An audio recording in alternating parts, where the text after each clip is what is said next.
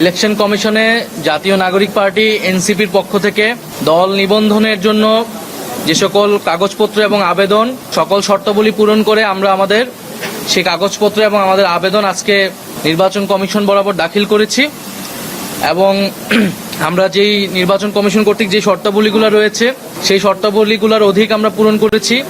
105টি উপজেলা 25টি জেলা কমিটি হয়েছে জাতীয় নাগরিক পার্টি এনসিপির। এছাড়াও প্রতিটি উপজেলায় 200 জন সমর্থকের যে ফর্ম পূরণ করতে হয় এবং প্রতিটা জেলা এবং উপজেলায় অফিস নিতে হয়, সেটার অফিসিয়াল চুক্তি লাগে। সেই সকল কাগজপত্র সহ আমাদের গঠনতন্ত্র এর আগের দিন জেনারেল আমাদের সাধারণ সভায় পাশ হয়েছে খসড়া গঠনতন্ত্র, সেই গঠনতন্ত্র সহ আরো সকল কাগজপত্র আমরা একসাথে সবকিছু আজকে নির্বাচন কমিশন বরাবর জমা দিয়েছি এবং আমরা আশাবাদী যে আমরা খুব দ্রুত সময়ের মধ্যেই আমরা জাতীয় নাগরিক পার্টি এনসিপি নিবন্ধন পাবে, নিবন্ধিত দল হিসেবে জনগণের কাছে যাবে। আর আপনারা ইতিমধ্যে জেনেছেন যে আমরা আমাদের যে মার্কা দলীয় প্রতীক সেটার জন্য আমরা 3টি মার্কার আমরা আবেদন করেছি। 3টি মার্কার জন্য শাপলা, কলম এবং মোবাইল, কিন্তু আমাদের প্রথম পছন্দ হচ্ছে শাপলা এবং আমরা আশা করছি যে জনগণের মার্কা হিসেবে, গণঅভ্যুত্থানের মার্কা হিসেবে, সাধারণ গ্রাম বাংলার প্রতীক হিসেবে শাপলা মার্কা হিসেবে জাতীয় নাগরিক পার্টি পাবে এবং এই শাপলা মার্কা নিয়েই আমরা আগামী দিনে জনগণের ভিতরে কাজ করব, নির্বাচনে অংশগ্রহণ করব। এছাড়া আমরা প্রধান নির্বাচন কমিশনের সাথে কথা বলেছি, শুভেচ্ছা বিনিময় করেছি। সেখানে আমরা প্রবাসী ভোটাধিকারের যে বিষয়টি সেই বিষয়টি বলেছি। সেখানে জাতীয় নাগরিক পার্টির যে প্রস্তাবনা এর আগেও ইলেকশন কমিশন এসে দিয়ে যাওয়া হয়েছিল, সেটি সম্পর্কে আমরা আমাদের জোর দাবি জানিয়েছি যাতে প্রবাসীদের ভোটাধিকার যে কোনো মূল্যে রক্ষা করা হয় এবং ওনারা এখনো সিদ্ধান্ত নেয়নি যে কোন প্রক্রিয়ায় প্রবাসী ভোটাধিকারটা নিশ্চিত করা হবে। ওনারা বলেছেন এটা দ্রুত সময়ের মধ্যে নিশ্চিত করা হবে। যদি আপনাদের প্রশ্ন থাকে, হচ্ছে যে আপনারা দলীয় প্রতীক হিসাবে শাপলা কেটে জাতীয় একটা প্রতীককে আপনারা আপনাদের মার্কা হিসাবে চাইবেন, এটা কেন? বাংলাদেশের নির্বাচন কমিশনের যে আইন, আমরা সেই আইনগুলো পর্যালোচনা করেছি। আমরা দেখেছি সেই আইনগুলোতে এই ধরনের কোনো বাধা নিষেধ নাই। জাতীয় ফল হিসেবে কাঁঠাল একটি দলের মার্কা হিসেবে অলরেডি রয়েছে। সো সেক্ষেত্রে আমরা কোনো সমস্যা দেখিনি বলে আমরা এটিতে আমরা আবেদন করেছি। এবং জাতীয় প্রতীকের একটা কথা এসেছে, জাতীয় প্রতীক কিন্তু কেবল শাপলা নয়, শাপলা, ধানের শীষ, তারকা এগুলো মিলিয়ে কিন্তু জাতীয় প্রতীক। সেক্ষেত্রে আপনারা দেখবেন ধানের শীষ এবং তারকা বা তারা এই দুটি দলের মার্কা হিসেবে রয়েছে। ফলে সেক্ষেত্রে কোনো ধরনের আইনগত সমস্যা আমরা দেখি না। নির্বাচন কমিশনের সাথে আমরা এই বিষয়ে কথা বলেছি। আমরা শাপলাকে মার্কা হিসেবে নিয়েছি। যে শাপলা গ্রাম বাংলার আমাদের যে সাধারণ মানুষ, আমাদের যে নদীমাতৃক বাংলাদেশ, আমাদের যে খেটে খাওয়া মানুষ, তাদের সকলের কাছে পরিচিত একটি বিষয় হচ্ছে শাপলা। সেই জায়গা থেকে আমরা মনে করেছি যে জাতীয় নাগরিক পার্টি এনসিপি যেহেতু সাধারণ মানুষের, সাধারণ জনগণের দল হিসেবে গণ অভ্যুত্থানের মধ্য দিয়ে প্রতিষ্ঠিত হয়েছে এবং সাধারণ মানুষের জন্য তারা কাজ করবে, রাজনীতি করবে, সেই জায়গা থেকে বিবেচনা থেকে আমরা শাপলাকে সর্বোচ্চ প্রায়োরিটি দিয়ে আমরা আবেদন করেছি শাপলার জন্য।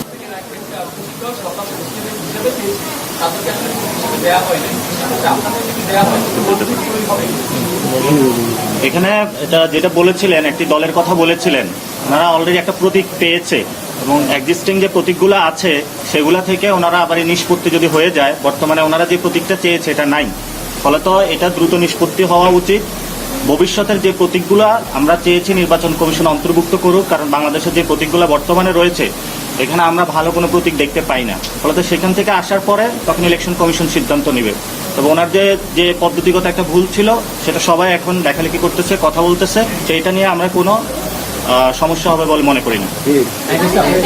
আজকে আপনারা নিবন্ধনের জন্য আবেদন করলেন, তার মানে আপনাদের নির্বাচনের প্রস্তুতি এখন আগামী জাতীয় নির্বাচন আপনারা কি কারোর সাথে জোটবদ্ধভাবে নির্বাচনে যাবেন নাকি একাই আপনাদের যে প্রতীক প্রত্যাশিত সেই প্রতীকে একাই নির্বাচন?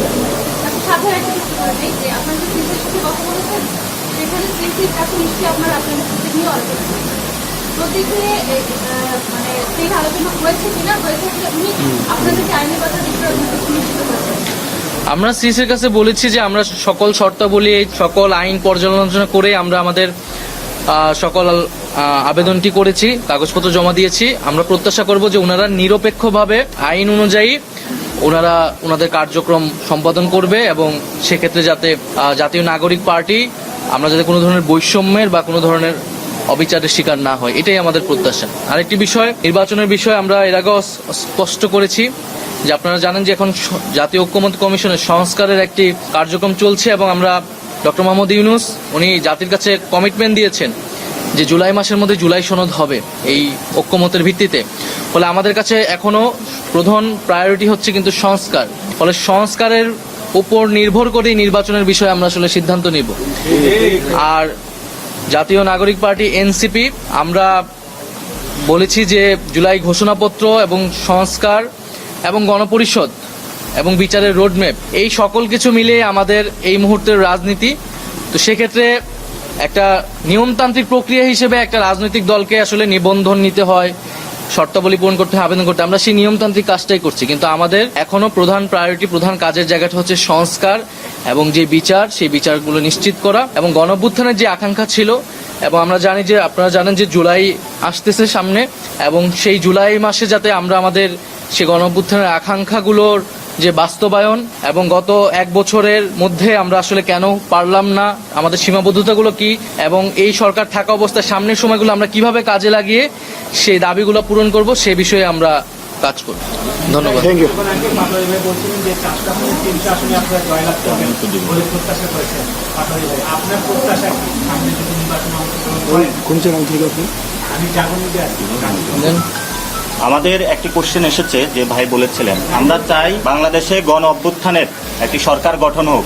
ফলত আমরা সেটার বিষয়ে বলেছিলাম যে জনগণের একটি সরকার প্রতিষ্ঠিত হবে এবং সেই প্রত্যাশায় আমরা সফলত একটা দীর্ঘদিন যে একটা দাবি ছিল কে বড় দল কে ছোট দল, আমরা মনে করি যে গণ অভ্যুত্থানে যারা অংশগ্রহণ করেছিল সবাই মিলেই এই সংসদে যাবে এবং সেখানেই সরকার গঠন হবে।